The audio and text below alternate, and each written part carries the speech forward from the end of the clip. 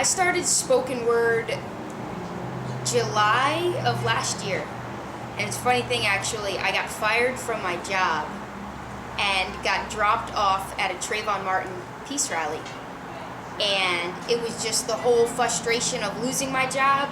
And I was inspired by a woman that was actually out there. She was probably in her 60s, and she spoke a poem.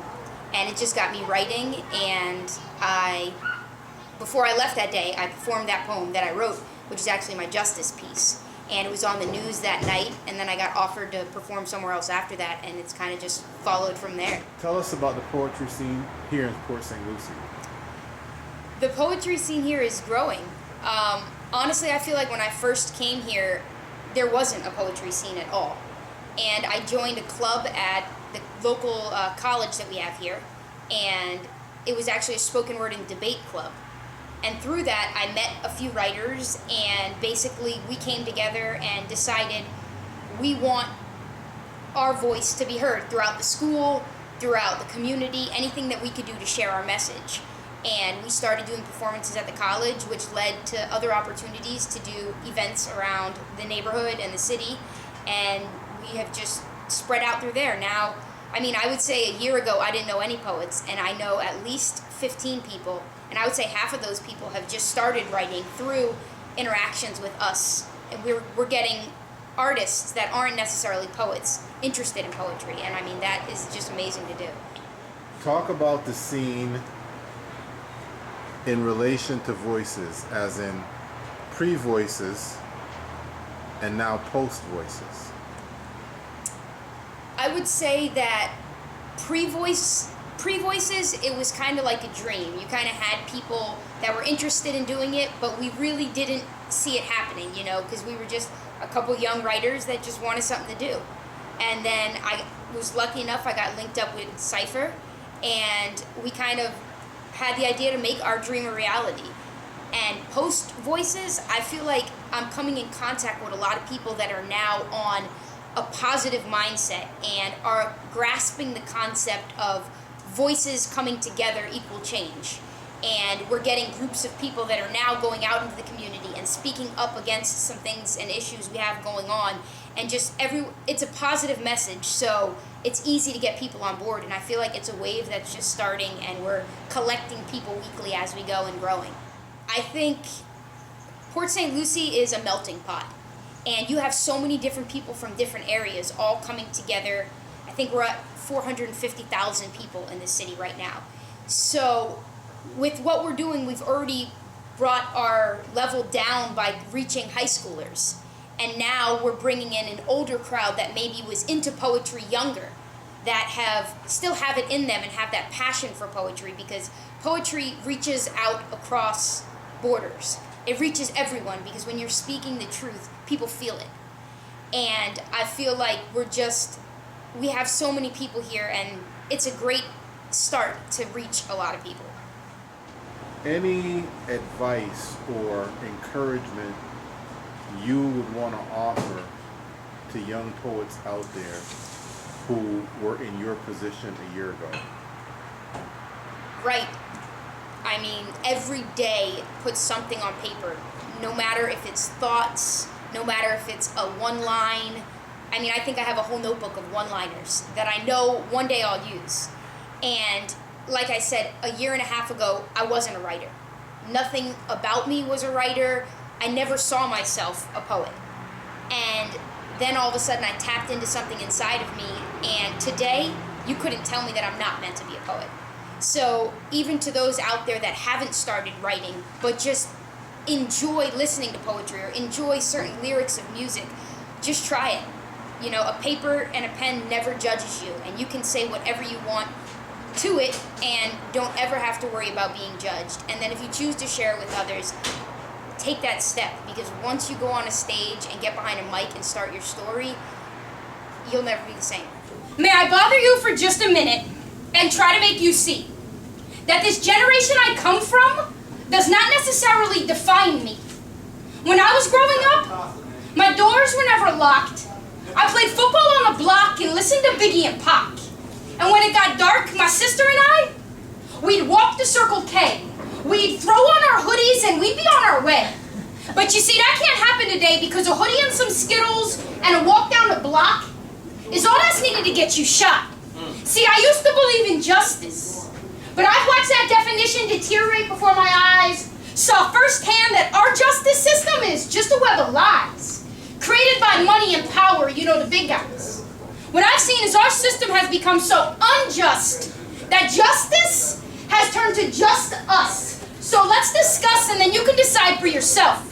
Because in my eyes, when it comes down to justice, you're judged by your appearance and your wealth. And don't be afraid to grab a book off the shelf, because even if you can't afford to go to college, you can educate yourself in the wealth of knowledge. You see, the uneducated turns into the misunderstood. And instead of teaching us, which you think they would, we get labeled as that young generation up to no good. Please tell me why, when we come together in peace to rally, are we met with hostility and brutality? Just open your eyes and see reality, and let's come together. Not just for Trayvon, but for justice. Because it's just us and our conscience, and we know what's supposed to be right. So today I take my stand. Today I start my fight. Armed with only my pen and paper and these words I recite, I know I can make a change. I know I have a choice. My weapon is my voice. What's yours? Thank you very much. Okay, so tell us about you.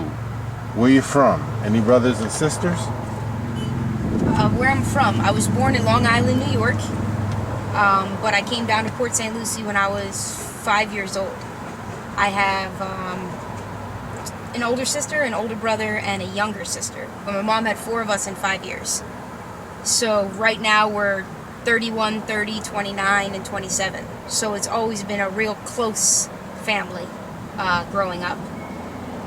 But we came down here, there was not much in Port St. Lucie at that time, and I've kind of watched it bloom, basically. It went from maybe 100,000 people when I came, not even, to 450,000 in a matter of 20 years. For some reason, Pain makes the best the poem. challenge in the human condition really brings that out. Would you say that is true? And is some of that what drove you to poetry?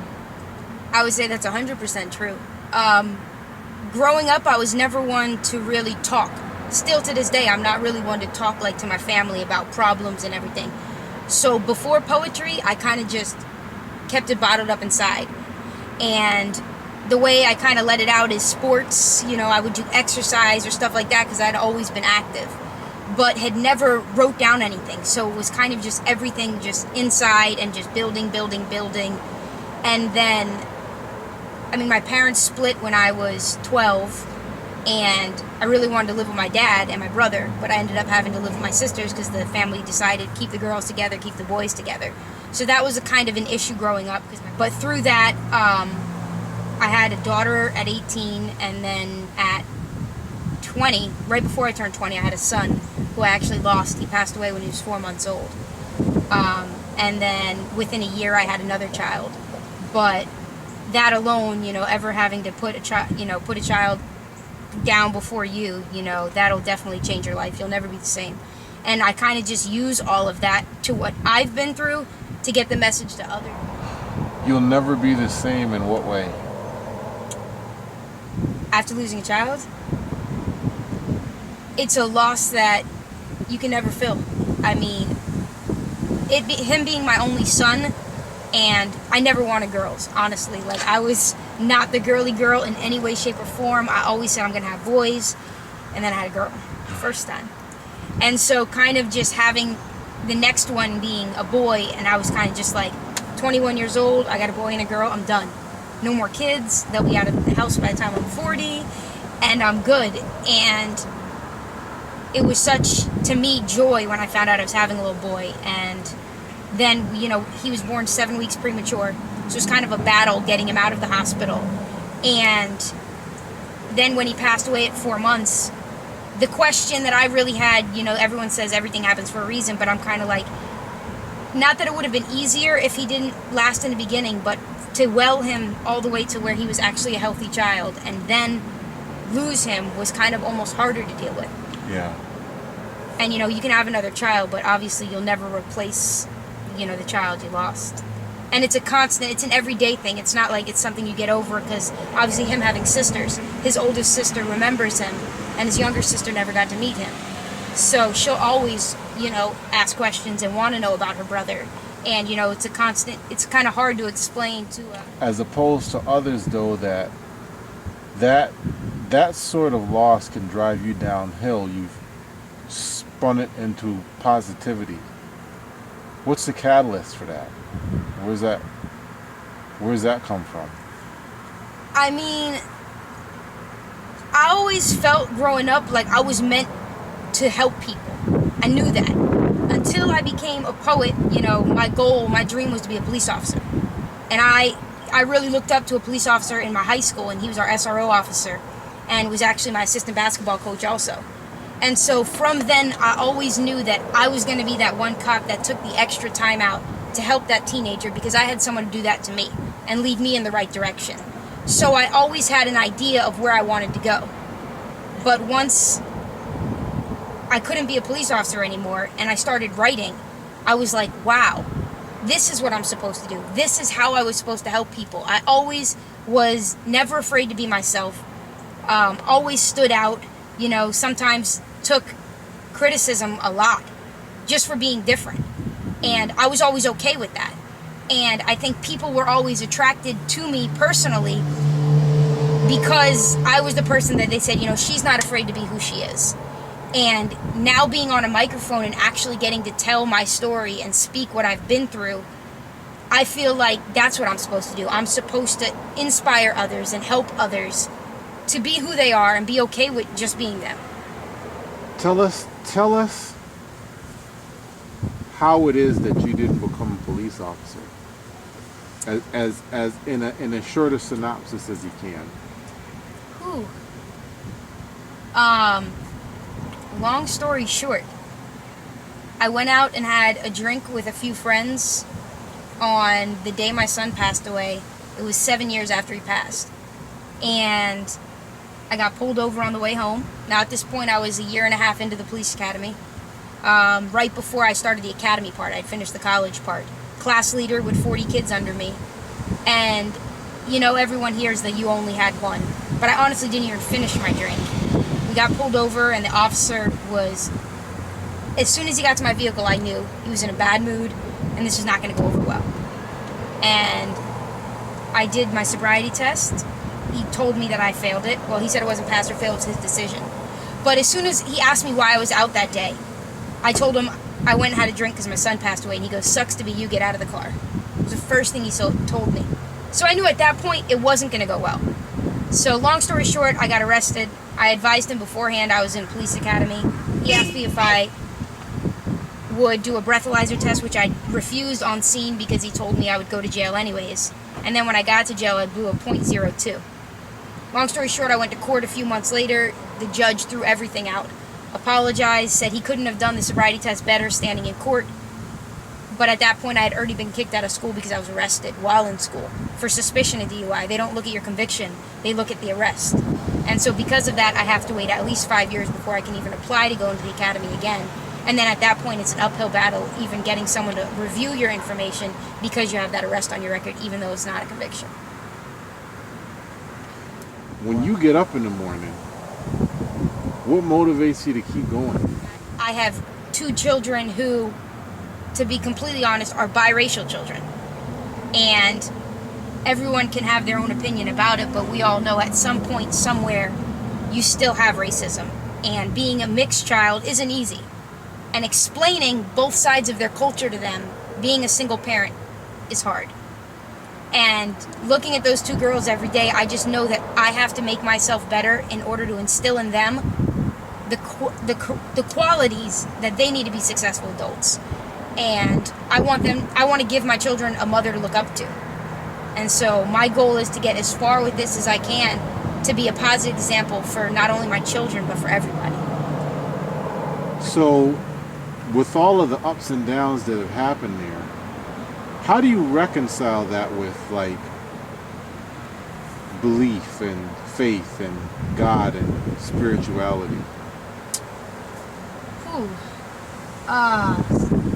Religion has always been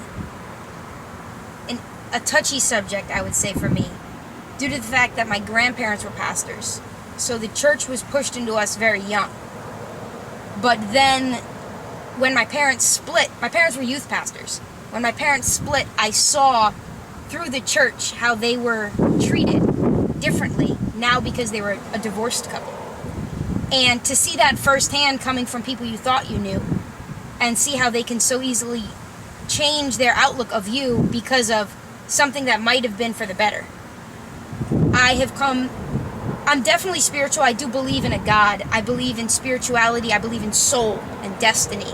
And in order that, there is spirituality with it.